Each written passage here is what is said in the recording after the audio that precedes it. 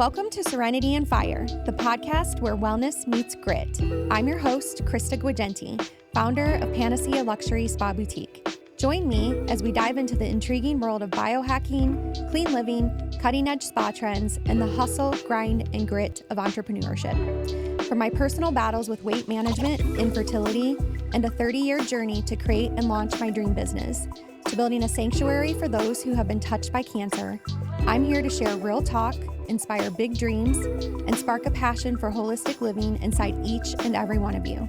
So let's dive in. Welcome back to Serenity and Fire. Today, we're going to be talking about one of the hottest topics in wellness, but also maybe one of the most misunderstood supplements in the wellness industry right now, and that's creatine. I'm so excited to talk about this because I've been getting so many people asking me questions about it, and it's something that I've recently incorporated into my health and wellness routine. But honestly, if you had told me years ago that one of the most important conversations happening in women's wellness would involve a supplement historically associated with bodybuilders and gym bros, I probably would have laughed at you. But the truth is, creatine may be one of the most underutilized and underappreciated tools for women's health, as well as cognitive performance, muscle preservation, recovery, metabolism, energy production, and healthy aging. And yet many women are still super afraid to take it. They're afraid that it will make them super bulky, make them gain weight, make them look muscular, or somehow damage their body. So today I wanted to kind of break all of that down and talk about what creatine actually is, what it does, who may benefit from it, and men, you're part of this discussion. I also want to talk about why women should care about muscle much earlier in life than what we've been taught, and what people may actually feel when taking it, how long it may take to notice results, and what happens if you stop taking it, as well as why this conversation is actually much bigger than just fitness alone, because this isn't really about gym culture, it's about longevity. So let's start simple. Creatine is actually a naturally occurring compound found in your body. It's made primarily in the liver, kidneys, and your pancreas, and it's stored mostly in your muscles and your brain. Your body uses creatine to help produce energy at the cellular level, specifically ATP. And if you remember from some of my other podcast conversations, ATP is basically your body's energy currency. It's what helps us fight disease and aging. And every movement, thought, muscle contraction, recovery process requires energy, and creatine helps replenish that energy more efficiently. Now, here's the important part. Your body does actually make creatine naturally. Unfortunately, though, many people, especially women, may not have optimal stores of creatine in their bodies, particularly if they don't eat much red meat, which is definitely the case for me. If they're under chronic stress, also my case. If they're aging, unfortunately, that is the truth for me as well. If they're hormonally depleted, again, you can check that box for me as well. If they're overtraining or they're not consuming enough protein. And this is why supplementation with something like creatine can become so beneficial for so many of you. One thing I want you to understand is that creatine is not a steroid. It's an energy support molecule your body already recognizes and uses. Now, before we go further, I want to clarify something really important about today's episode. Even though it's heavily focused on women, and intentionally so because women have historically been undereducated about creatine, it's absolutely important for men too. In fact, creatine is one of the most studied supplements in sports and performance nutrition overall. Men may benefit from creatine for many of the same reasons as women, including muscle performance, recovery, energy production, cognitive support, strength maintenance, and healthy aging. And honestly, I think one of the reasons creatine became so associated with men in the first place is because the fitness industry marketed it heavily towards bodybuilding, muscle growth, and gym culture. But what's fascinating is that we're now seeing the conversation expand so far beyond just the aesthetics and the athletics.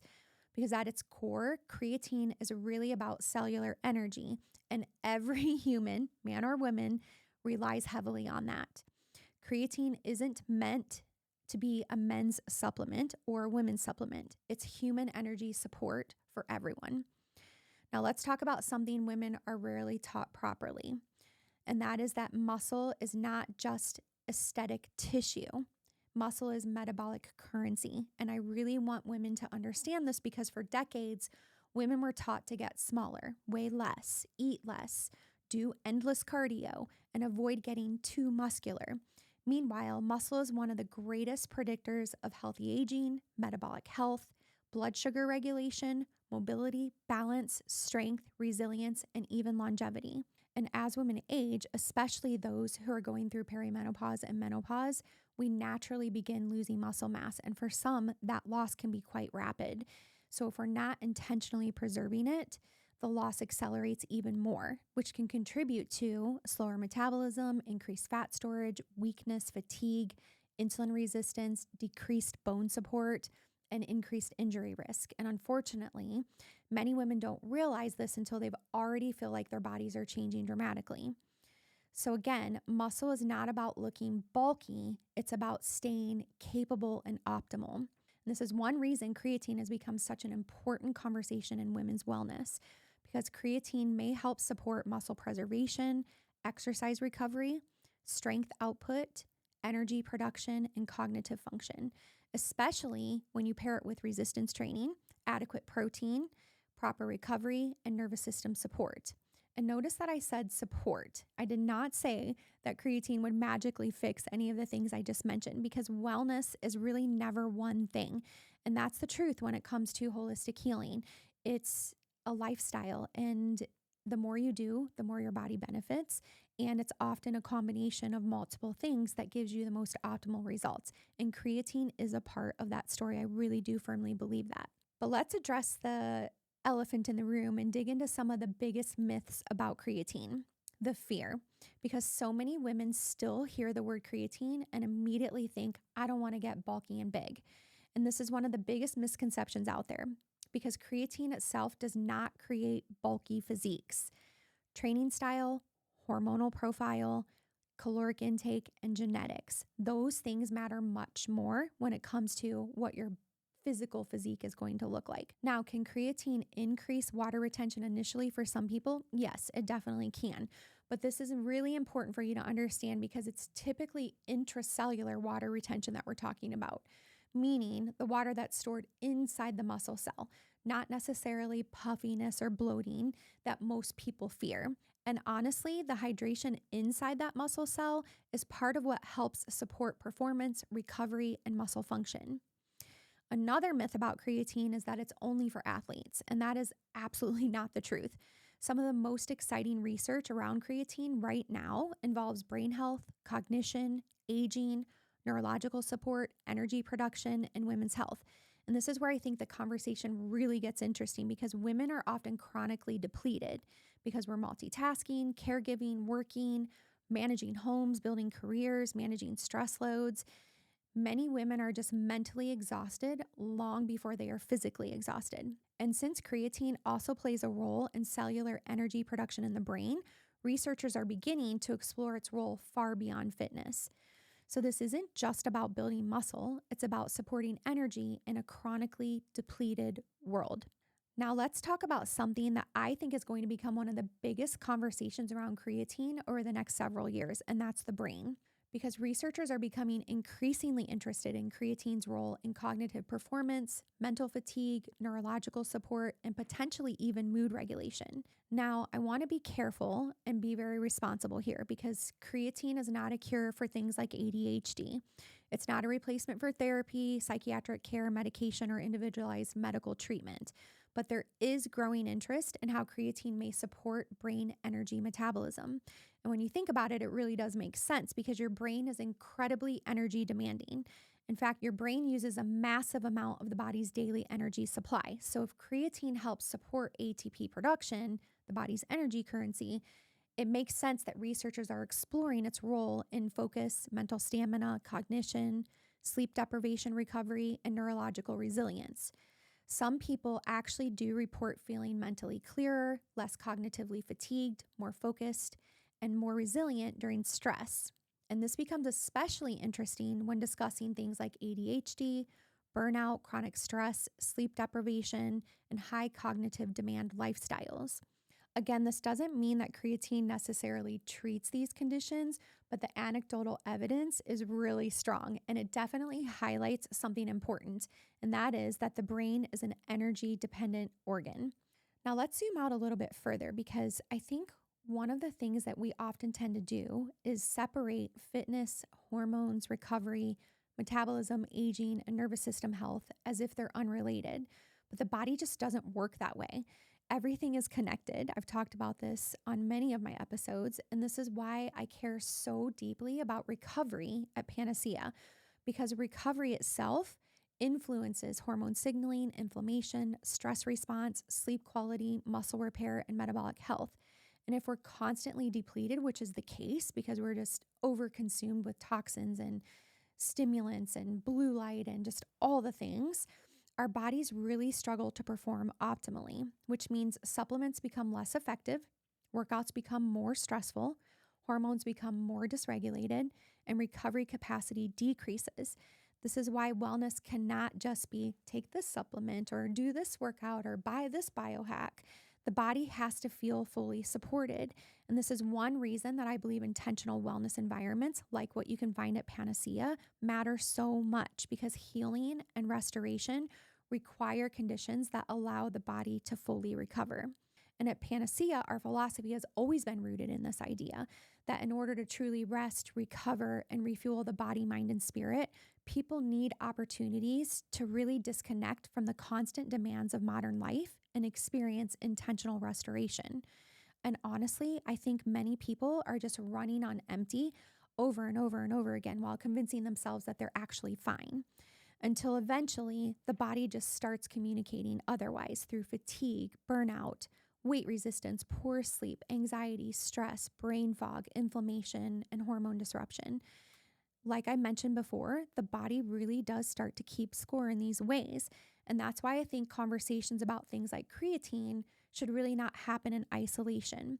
They should happen with the larger context of recovery, nourishment, nervous system regulation, muscle preservation, longevity, and sustainable wellness. Longevity is not built through extremes. It's built through support and consistency. Now let's talk practicality for a moment, because one of the biggest questions people have about creatine is, okay, but what will I actually notice if I take it? And honestly, it really does vary from person to person, not surprising. But some people notice very little initially, while others notice changes really quickly. But the most commonly reported experiences, and this is what I personally have experienced myself, tend to be things like better workout endurance, improved recovery, feeling slightly stronger, less muscle fatigue, better resilience during training, improved mental stamina, and reduced exhaustion. And for some people, especially those who have been under eating, overstressing, under recovering, or chronically depleted, the biggest thing they notice is that they simply just feel more supported. So sometimes when you do things like creatine, it's subtle differences that make a huge difference and compound over time. So they start to feel more stable, more energized, more resilient, and they're not amped up. That's really important because creatine is not a stimulant, despite what some people may think. It's not caffeine and it's not a pre-workout. Most people don't feel this like dramatic rush when they take creatine, but what they often notice instead is improved capacity, consistency, and recovery. And honestly, that's a much more stable form of wellness.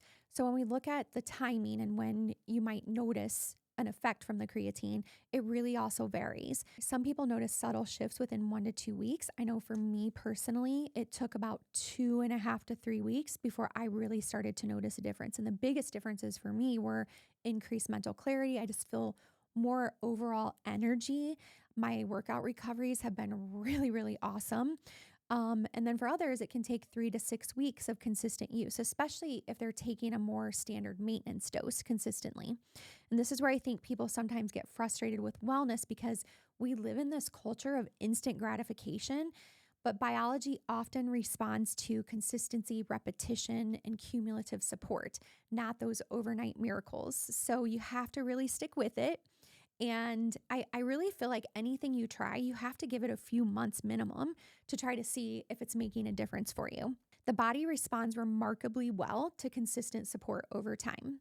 So, another question I often have heard is, well, what happens if I stop taking the creatine?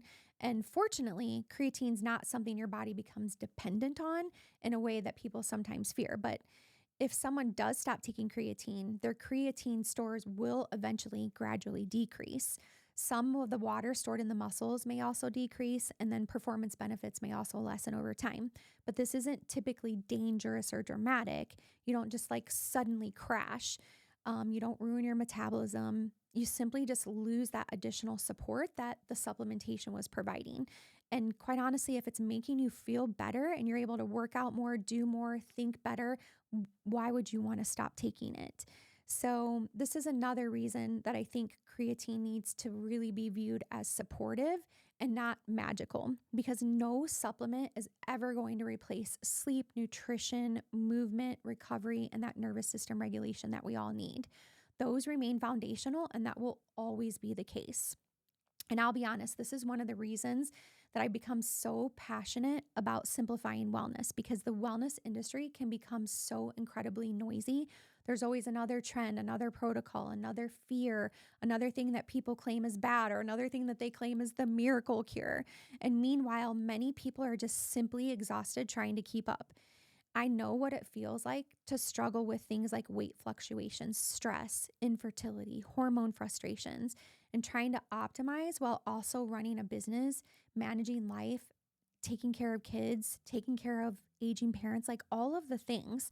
And I think people just deserve more education around muscle health, recovery, metabolism, nervous system support, and aging proactively instead of reactively.